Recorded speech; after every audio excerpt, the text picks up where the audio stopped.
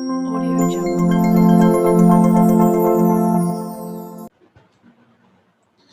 Bismillahirrahmanirrahim. Qala Syekh Wali Maksum rahimahullah ta'ala. Qala berkata siapa Al-Qurdi wa ala bafadol fi babi sholatil jumu'ati, di dalam bab sholat Jum'ah. Wa aqwama, dan adapun paling kuatnya pendapat, yutamassaku, yang dijadikan pegangan apabi dengan ma, fi masyru'iyyatir raka'ataini, di dalam disyariatkannya 2 rakaat qoblal jumu'ati, sebelum sholat Jum'ah. Itu ma hadis sahhahahu, yang menganggap sahihu kepada ma siapa Ibnu Hibban, yang benar Ibnu Hibban, min hadis Abdullah bin Zubairi, dari hadisnya Abdullah bin Zubair, marfu'un, dengan status hadis marfu', hadis yang sampai kepada Rasulullah. Ada bunyi hadis, ma min sholatin, tidak adapun sholat itu illa wa baina yadaiha, kecuali itu di depan dan belakangnya sholat rakaatani, ada 2 rakaat. Jadi kecuali depannya sholat itu, artinya sebelum sholat itu rakaatani, ada 2 rakaat. Qala berkata siapa Al-Hafidh Ibnu Hajar Al-Asqalani pada hadis fi Fathil Bari, dalam Fathul Bari. Jadi ini tentang meneruskan tentang sholat sunnah qobliyah Jum'ah. Jadi kemarin bahwa dalam mazhab Syafi'i, bahwa sebelum sholat Jum'ah itu ada sholat sunnahnya. Nah, biasanya setelah azan, kalau dalam tradisi di Indonesia, setelah azan yang pertama, kemudian ada sholat sunnah qobliyah Jum'ah. Kalau yang azannya sekali, pokoknya sudah masuk, kita bisa sholat sunnah qobliyah Jum'ah. Beda dengan di Arab.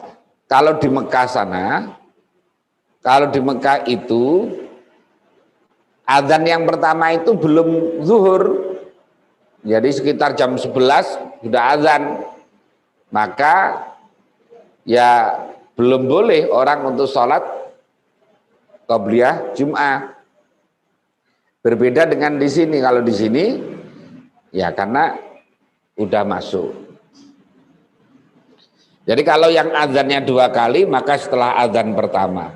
Kalau yang azannya sekali, pokoknya sekiranya sudah masuk waktu, maka orang itu disunahkan untuk salat sunnah qobliyah Jum'ah.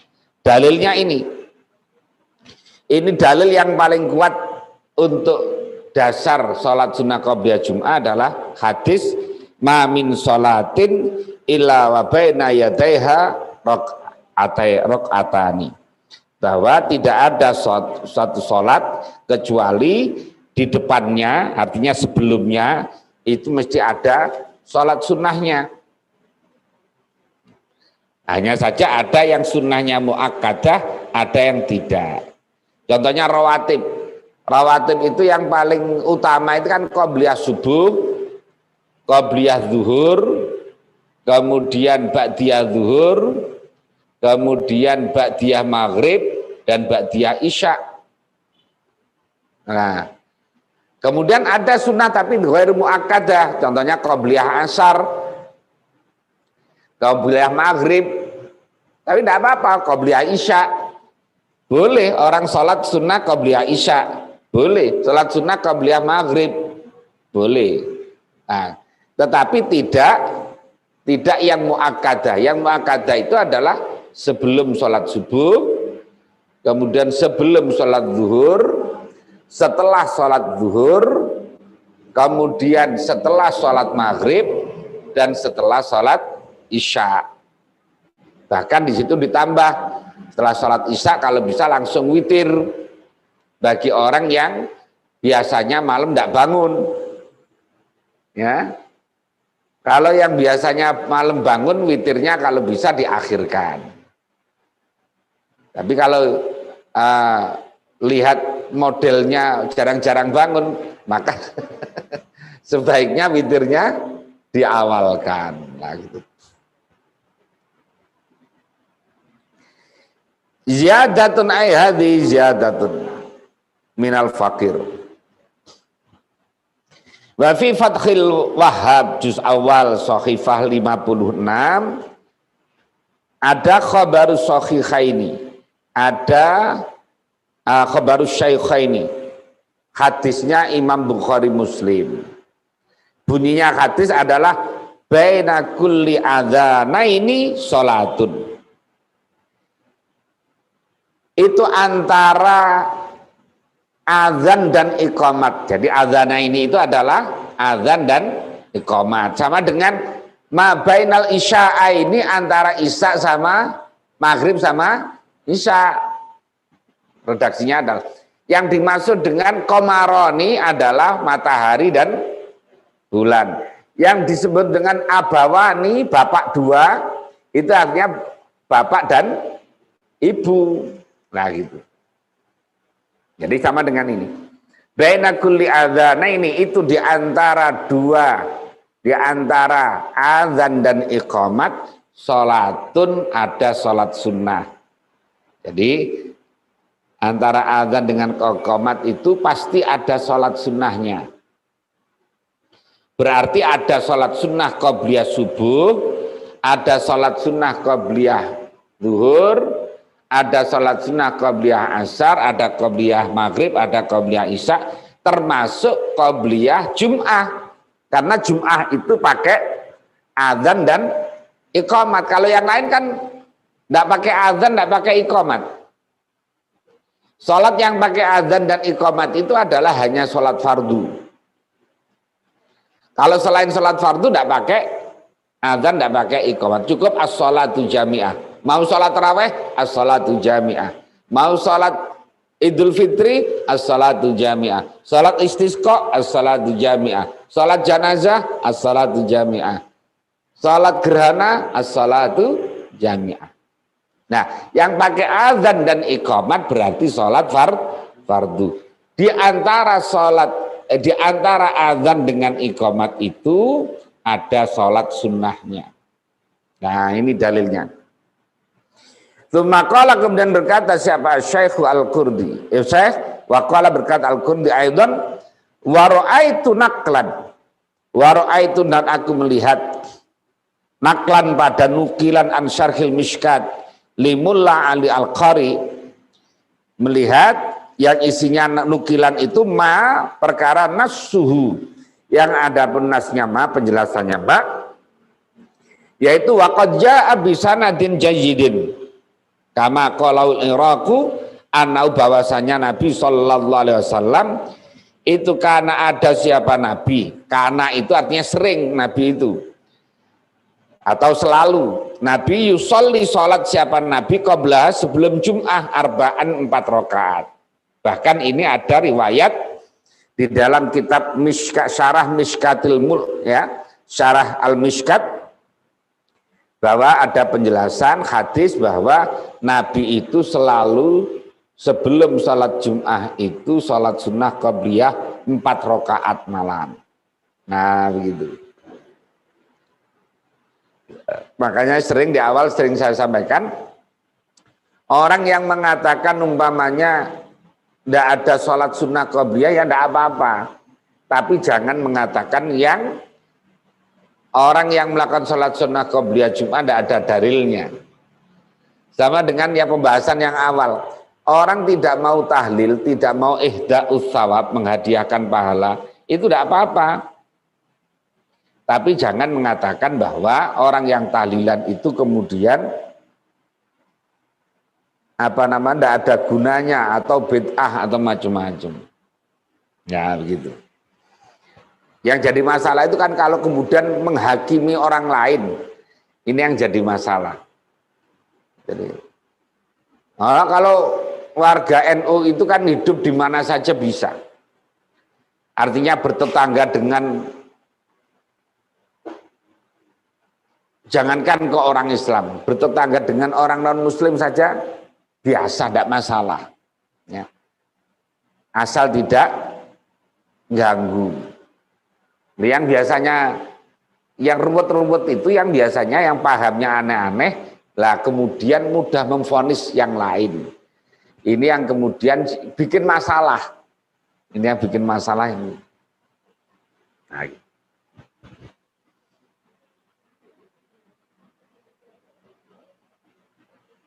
enggak, ada yang ditanyakan? Sebenarnya tanya apa saja sebenarnya boleh. Tidak harus masalah ini.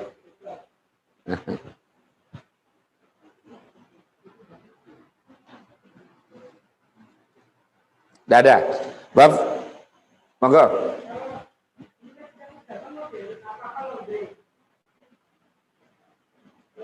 Nggih. Maksudnya laundry maksudnya? Nggih. Kalau kita bicara tentang kesucian kan, salah satunya gaya hidup sekarang kan apa-apa di laundry, mukena, baju apa gitu. Dipandang dari sudut fikih sendiri, kan kita juga nggak tahu tuh nyucinya seperti apa. Namanya laundry gitu. Tapi dalam hal darurat, apalagi kita di hotel. Laundry itu ada air mengalirnya ya. Ada air mengalirnya itu setelah dibilas itu kemudian ada air mengalirnya.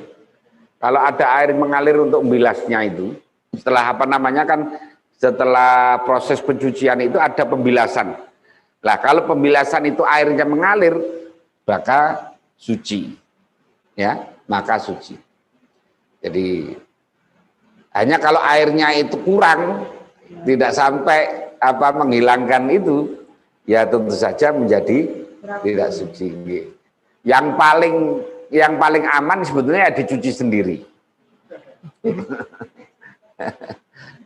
Iya, apalagi kiloan ya, nyampur dengan baju orang lain gitu kan, ngerinya juga gitu ya. Memang apa suci kadang-kadang nyampur gitu. Ini tergantung dari tukang nyucinya memang. Kalau tukang nyucinya ini paham terhadap cara mencuci atau fikih, maka ya. Tapi memang saya dulu ketika masih di pondok, saya jadi pengurus di pondok di Tebureng itu tahun berapa ini. Itu sudah ketika itu dimintai saran oleh Gus Irfan waktu itu. Bagaimana tentang tadi laundry itu? Tapi saya waktu itu kan tahun 90,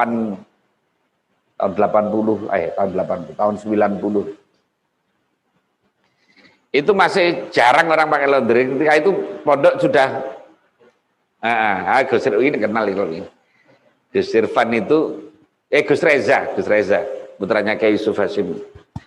Kemudian saya minta bagaimana mekanisme jalannya laundry itu.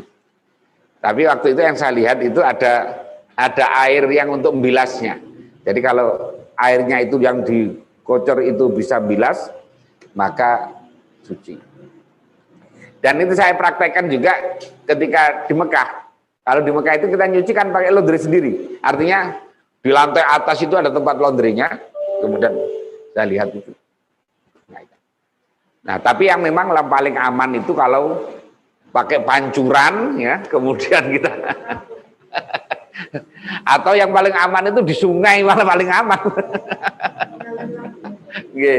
Airnya banyak. Oke, ada lagi?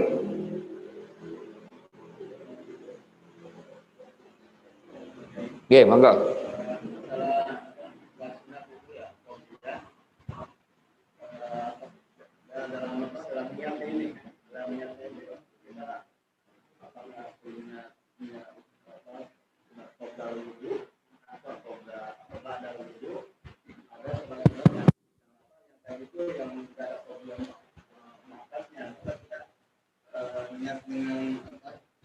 Ba'dal wudu. Oh, beda. Jadi kalau sholat sunnah wudhu itu namanya sholat sunnah syukur wudhu.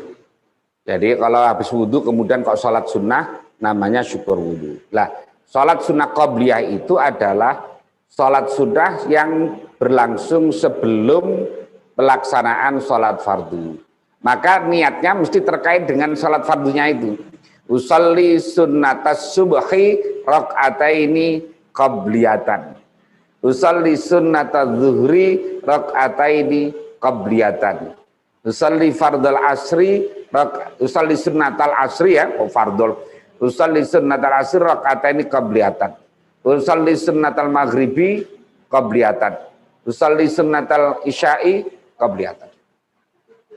Nah, jadi terkait dengan sholatnya, bukan terkait dengan wudhunya. Kalau yang terkait dengan wudhu namanya sholat sunnah syukur wudhu.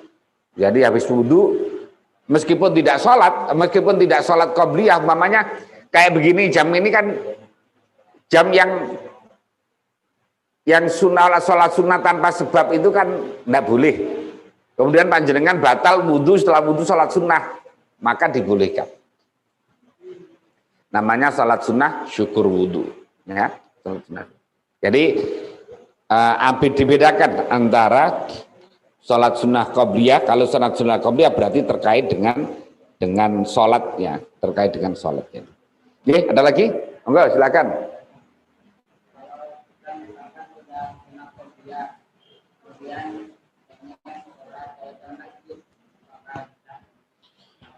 Oh, kalau sholat tahiyatul masjid itu sholat sebelum orang itu duduk, sebelum duduk di masjid. Tapi kalau sudah sholat sunnah qobliyah ya berarti sudah tidak tak pakai tahiyatul masjid. Mestinya tahiyatul masjid dulu, baru kemudian qobliyah, qobliyah zuhur, apa qobliyah asar atau qobliyah jum'ah. Jadi tahiyatul masjid itu sebelum. Tadi kalau sampean mamanya masuk masjid, kemudian ngobrol sama orang, salaman udah duduk, kemudian tak sholat tahiyatul masjid dulu, ya udah nggak dapat tahiyatul masjidnya karena sudah duduk. Jadi kalau tahiyatul masjid itu sebelum duduk. Nah, gitu. Oke, ada lagi?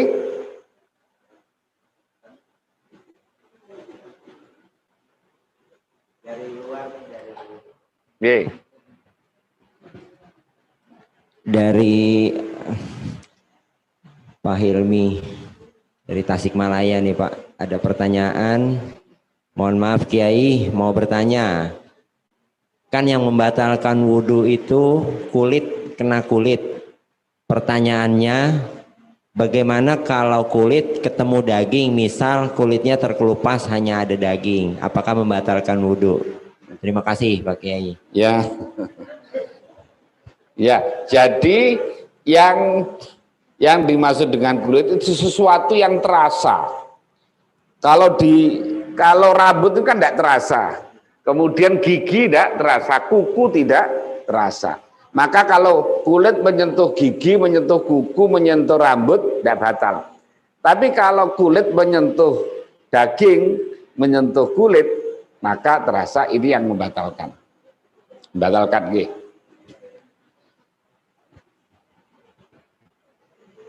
Dah? Ada lagi? Cukup?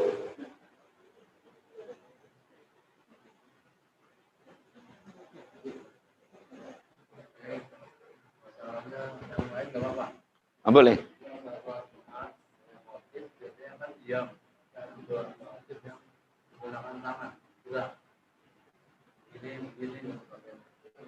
Ya.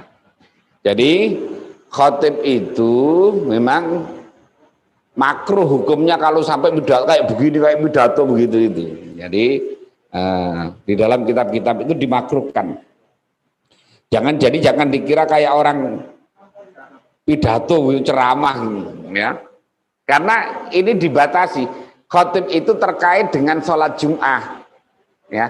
Makanya ada yang berpendapat sampai berkhutbah itu ya tidak boleh kecuali bahasa Arab. Nah, ada yang begitu. Kemudian ada yang berpendapat ya boleh, yang penting rukun-rukunnya pakai bahasa Arab, selainnya boleh tidak pakai bahasa Arab. Makanya ada aturannya. Jadi khutbah itu bukan murni pidato, tetapi terkait dengan sholat Jum'ah. Makanya ada aturannya. Jadi makanya tidak boleh ada khotib kok begini-begini, wah ini nggak pernah ngaji khotibnya ini, gitu. Biasa demo, bukunya terjemahan. Oke, cukup? Ada lagi? Cukup ya?